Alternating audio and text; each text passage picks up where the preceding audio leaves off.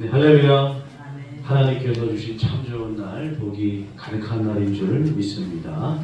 이 좋은 날 하나님과 만나셔서 여러분 안에 주님 사랑으로 충만하시기를 예수님 이름으로 간절히 축원합니다. 오늘 이 시간에는 놓치지 말아야 할 기회라는 제목으로 함께 말씀과 은혜를 나누겠습니다. 우리 먼저 이렇게 인사 전후좌우 나누시겠습니다. 복음이 기회입니다 라고 함께 인사 나누시겠습니다. 복음이 기회입니다. 복음이 기회입니다. 아멘. 예전에 제가 부교육자 시절에 대학부를 담당했었는데 하루는 한 청년으로부터 급한 연락을 받게 됐습니다. 어머니가 위독하시다는 연락이었어요. 부랴부랴 신방전도사님을 모시고 함께 이 청년 어머니를 찾아갔어요. 갔더니 거의 이제 돌아가시기, 임종하시기 직전이었던 것 같습니다. 근데 이 청년은 그 가족이라고는 어머니밖에 없는 청년이었어요. 아마 나중에 얘기를 들어보니까 어머니의 죽음을 이 청년은 꿈에도 생각해 보지 않았던 것 같더라고요. 마음이 참 안타깝고 참 먹먹했던 그런 마음이 있습니다.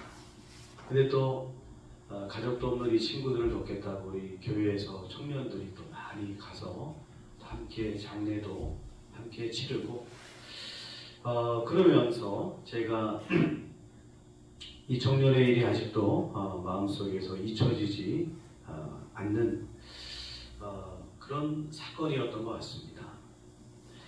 그러면 사람이 아무리 지혜롭게 우리 인생을 잘 준비한다 할지라도 한치 앞을 우리는 내다볼 수 없는 인생이죠. 엊그저께 건강하던 사람이 오늘 아침 싸늘한 죽음으로 또 그런 소식으로 들려올 때도 있는 그런 소식을 듣곤 합니다. 또 인생의 밑바닥에서 허우적대던 사람이 하루아침에 성공하는 그런 모습을 보기도 해요. 자, 이렇게 우리가 살아가는 이 세상은 도무지 알 수 없는 한치 앞을 내다볼 수 없는 세상이라는 생각이 듭니다. 그러나 우리는 한 가지 분명한 사실을 알고 있어요. 그것이 무엇이냐? 사람은 한번 태어나서 반드시 죽는다는 겁니다. 우리는 한치 앞을 내다볼 수 없지만 그러나 언젠가 우리는 죽게 된다는 거예요. 그리고 성경에는 죽음 이후에는 반드시 하나님의 심판이 있다라고 그렇게 말씀하고 있습니다. 그래서 저는 늘 이런 생각을 합니다. 살아있다는 것은 여전히 복음을 들을 기회가 있다는 것이다. 내 주변에 믿지 않는 분들이 계시다고 한다면 여전히 그분에게는 복음의 기회가 있다는 거예요. 그러므로 우리 믿음의 성도는 우리의 생이 다하는 그 순간까지 또 우리는 복음의 기회를 잡으려고 부단한 열심을 내야 될 줄로 믿습니다. 여러분, 천국의 기회를 전하는 여러분들이 되시기를 예수님의 이름으로 간절히 축원드립니다. 첫 번째는요, 우리는 천국에 갈 기회를 놓치지 말아야 됩니다. 르네상스 시대 이탈리아 피렌체에서 있었던 일입니다. 피렌체의 성공한 사업가 조콘다의 부인 리사는 자신의 초상화를 그려줄 사람을 찾고 있었어요. 당대 유명한 화가를 찾아가서 내 초상화 좀 그려주십시오. 내가 후하게 보상하겠습니다. 그랬더니 이 유명한 화가가 이 여인을 힐끗 쳐다보고는 딴 데 가서 알아보십시오. 당신같이 특징 없는 얼굴을 그릴 만큼 저는 한가하지 않습니다.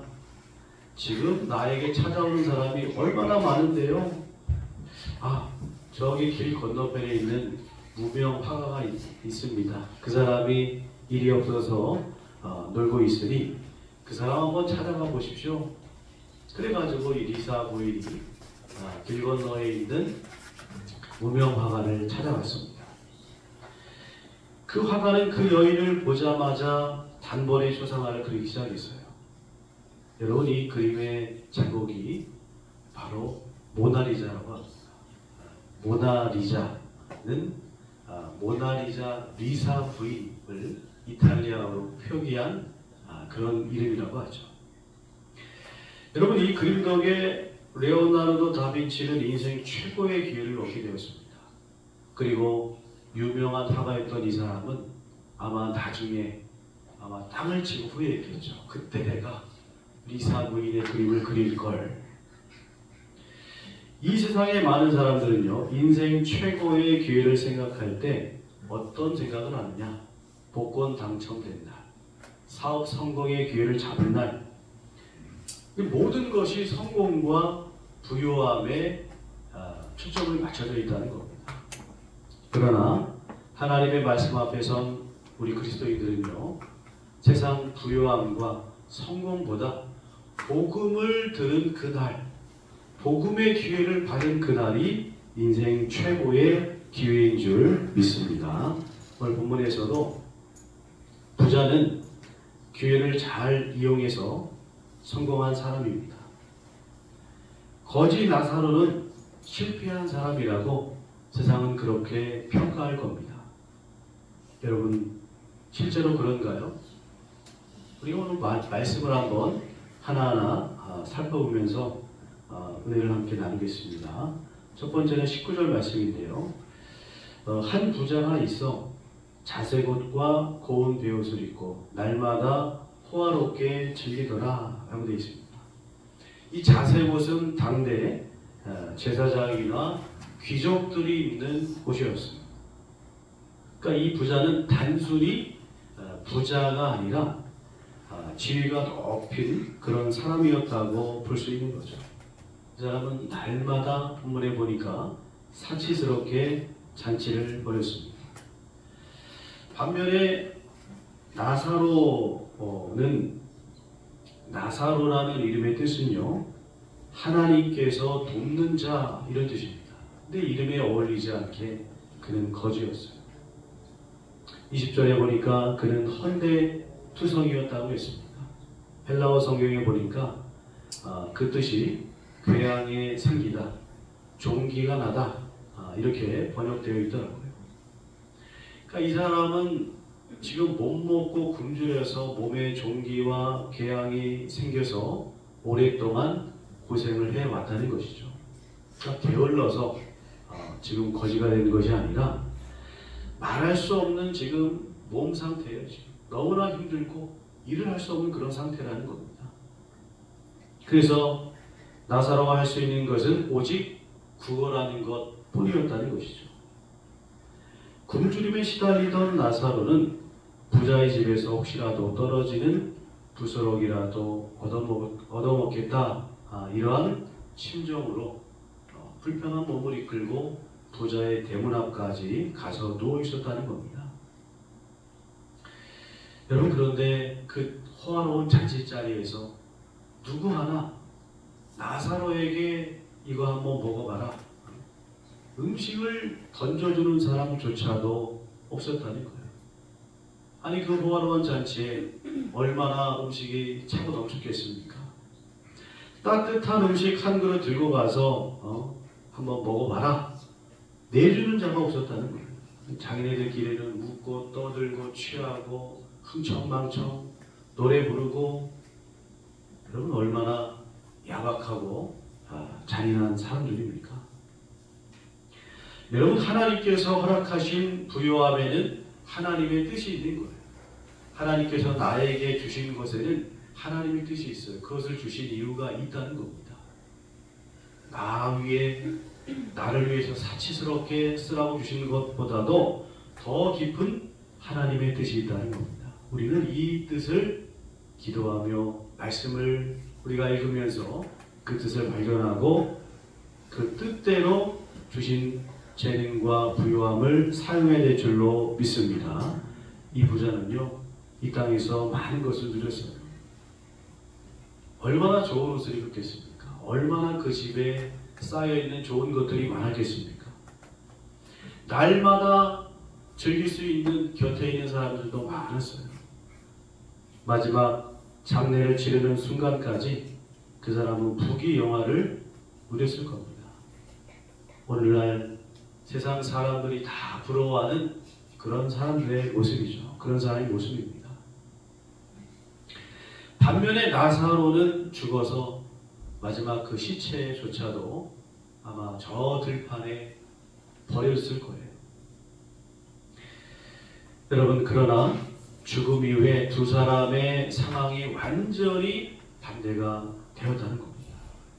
오늘 22절, 23절 말씀 한번 같이 천천히 읽어보겠습니다.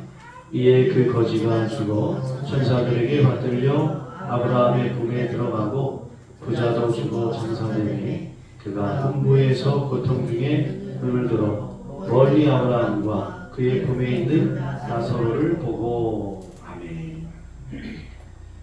나사로는 천국 아브라함의 품에 안기게 되었어요. 반면에 부자는 영원한 고통 지옥 불에 떨어지게 되었다는 겁니다. 저는 이 말씀을 묵상하면서 이런 생각을 해봤습니다. 이 부자에게 천국 갈 기회가 없었을까? 그가 하나님의 말씀을 붙들고 사랑을 실천할 그 기회가 없었을까? 여러분, 셀 수 없이 많았을 겁니다. 그럼에도 불구하고 이 부자는요, 마지막 죽는 그 순간까지 하나님 말씀에 거하지 않았다는 거예요. 그리고 자기 유익만 그냥 챙기다가 그렇게 죽음을 이제 살아갔다는 것이죠. 여러분, 마찬가지입니다. 우리가 조금 더 바꿔 생각하면 우리도 이 세상 살면서 복음을 전할 기회가 있어요. 우리가 여기 교회 안에 안주하면서 여기 안에서 풍요롭게 누릴 것, 이것을 하나님께서 기뻐하시는 것이 아니라 우리도 저 대문 밖에 누워있는 저 나사로 같은 사람을 향해서 작은 생수 한 그릇, 따뜻한 음식 한 그릇 대접하는 것, 여러분, 그 기회가 우리에게 지금도 너무나 많이 있다는 겁니다. 여러분, 바라기는 우리가 이 기회를 놓치지 말아야 될 줄로 믿습니다. 성도는 지옥 가는 영혼을 바라보며 늘 안타까운 마음을 가져야 됩니다. 이 마음 아파하는 뜨거운 마음으로 신앙생활하는 여러분들이 되시기를 주님의 이름으로 간절히 축원드립니다. 두 번째는요, 우리는 선을 행할 기회를 놓치지 말아야 돼요. 영원한 지옥불에 떨어진 이 부자는요, 그냥 고통 가운데 눈을 들어 하늘을 보게 되죠. 우연히 천국 아브라함의 품에 안긴 나사로를 보게 됩니다. 24절에서 그는 소리쳐요. 아버지 아브라함이여, 나를 좀 불쌍히 여겨주십시오. 저 나사로의 손가락 끝에 물 한 방울 찍어서 내 혀를 좀 서늘하게 해주십시오. 너무 괴로워 죽겠습니다. 그랬더니 아브라함이 뭐라고 말하느냐? 한번 읽어보면 좋겠습니다. 아브라함이 이르되 예, 너는 살았을 때에 좋은 것을 받았고 나사로는 고난을 받았으니 이것을 기억하라. 이제 그는 여기서 위로를 받고 너는 괴로움을 받느니라. 아멘. 너 한번 되돌아봐라. 네가 어떻게 살았는지, 네 인생 네가 어떻게 살았는지 한번 되돌아봐라. 너는 온갖 호사를 다 누렸지 않느냐? 그런데 나사로는 고통만 하다가 괴로움 속에 살다가 지금 여기 온 것 아니냐? 그래서 지금 너는 고통받고 나사로는 지금 여기서 위로를 받고 있다. 여러분, 하나님께서 내게 주신 귀한 재능, 부요함, 여러 가지 풍요함은 이 땅에서 선을 행할 기회를 주신 하나님의 은혜입니다. 때로는 부담스러운 나의 가족들도 있고 또 아프신 부모님도 계시고 내가 맡은 사명도 있고 내가 있는 그 직장, 내가 섬기는 교회, 여러분 그거 붙들고 나에게 왜 이런 운명처럼 이런 참 안 좋은 것들이 내게 주어졌을까 한탄하기보다는 여러분 그 상황을 보면서 야, 하나님께서 내게 주신 선을 향할 기회를 주셨구나, 상급받을 기회가 내게 왔구나.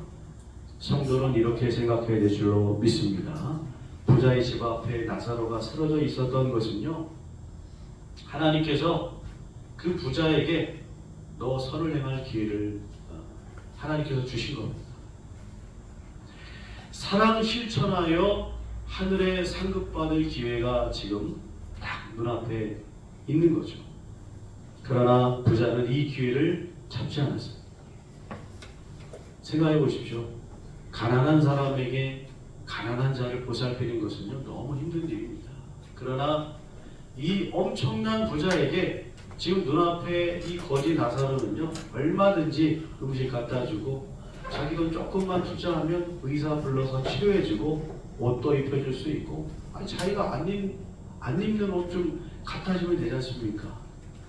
그리고 때로는 자신의 집에서 일하면서 생계를 이어나가게 할 수도 있는 거죠.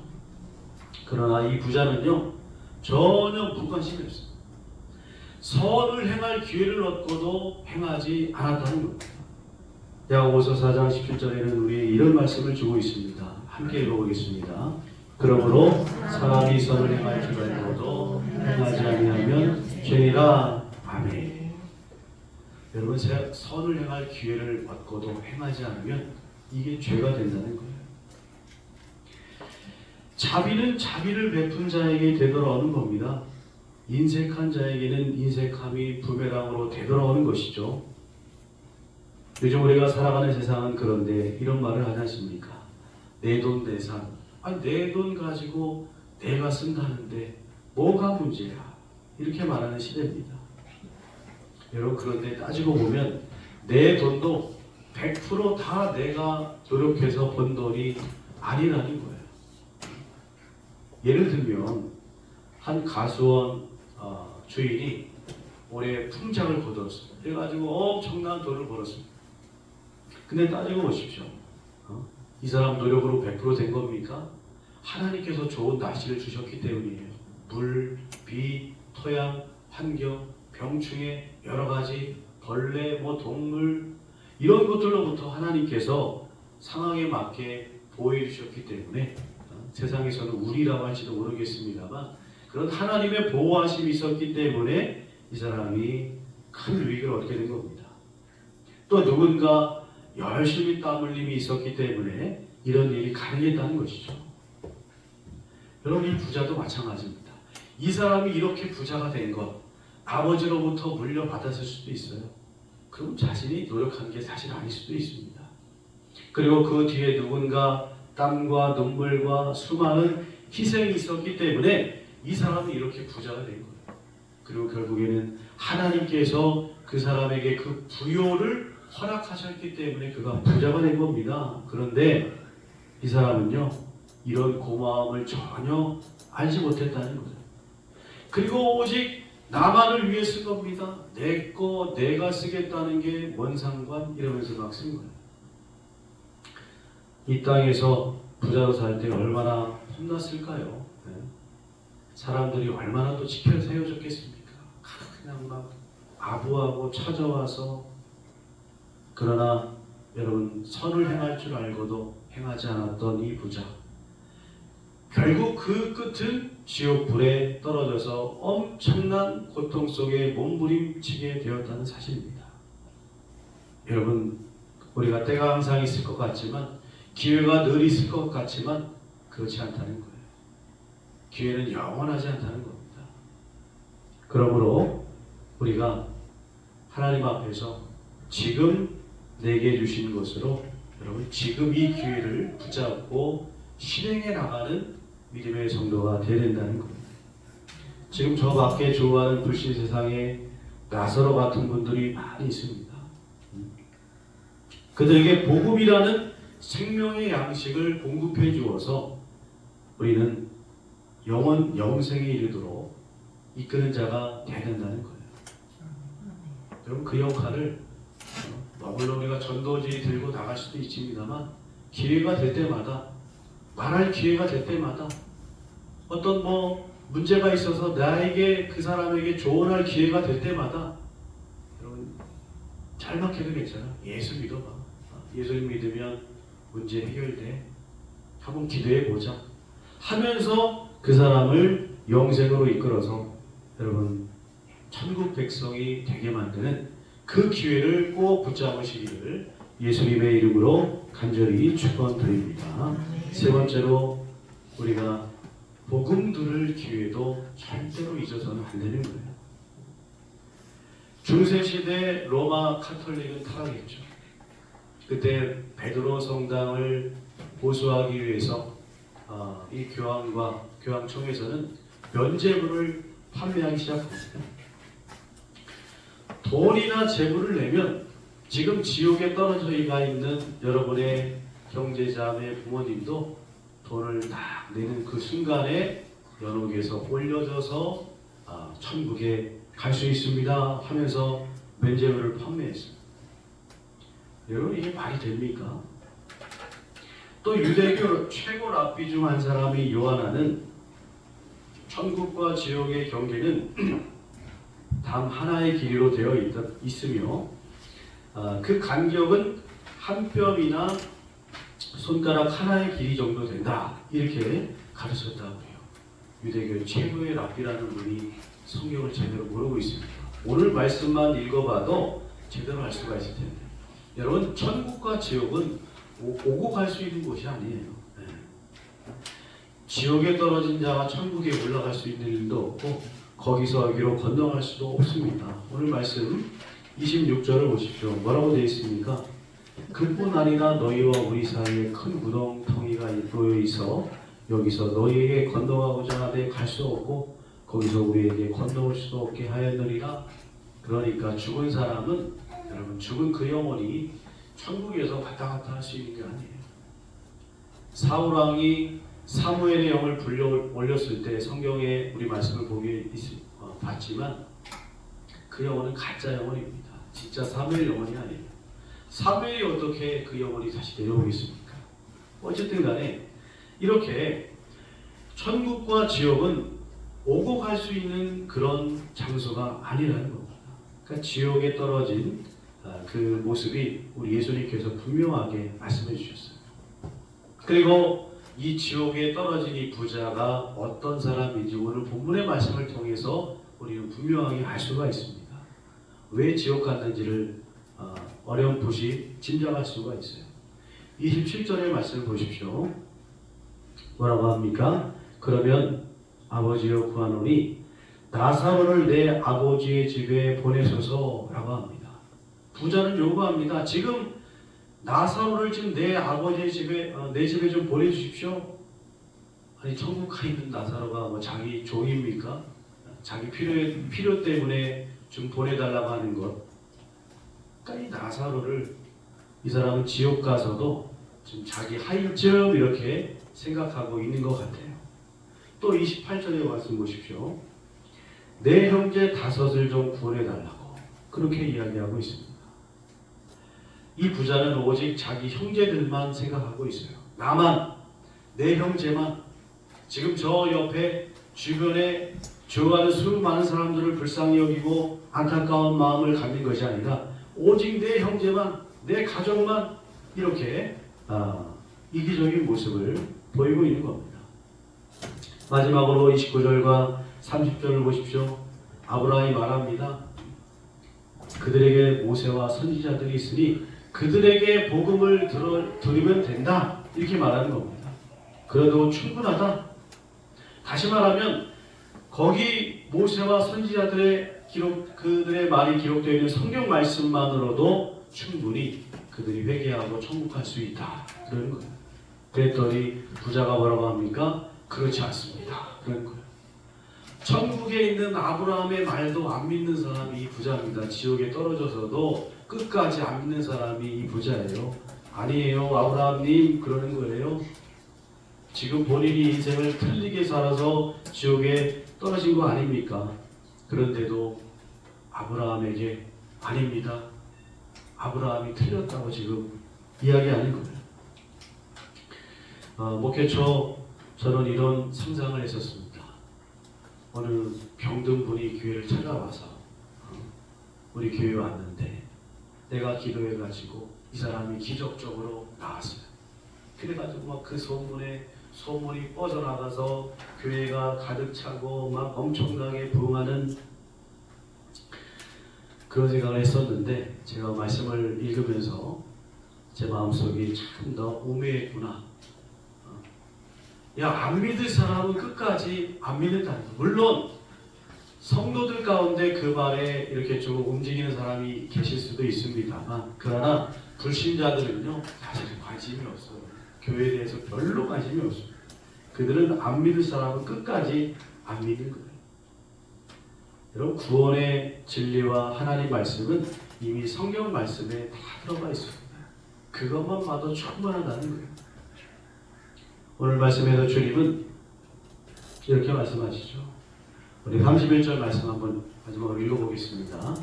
이르되 모세와 선지자들에게 듣지 아니하면 비록 죽은 자 가운데서 살아난 자가 있을지라도 고난을 받지 아니하리라 하였다 하시니라. 아멘. 죽은 사람이 살아나도 안 믿는 사람 끝까지 안 믿는다는 거예요.